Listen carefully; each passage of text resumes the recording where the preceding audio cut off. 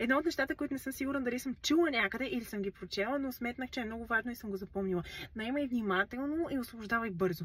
И правя паралел с една ситуация, която сме имали ние за конфликтни личности в екипа, което смятам, че е един от най-големите проблеми в един бизнес.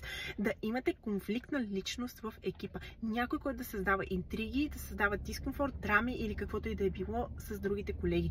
Ако забележите, че има такъв човек, ако до вашето знание достигне, че нещо такова се случва, задължително обърнете внимание на такава ситуация. Защото един такъв човек много често провокира всички останали. И когато в един екип работата не върви добре и средата не е спокойна, то може просто да загубите някой, който е много ценен, който да поиска да напусне, заради някой, който всъщност не ви върши почти никаква работа, а просто създава проблеми и създава дискомфорт. И всъщност това са много интересен тип личности, които са провокатори.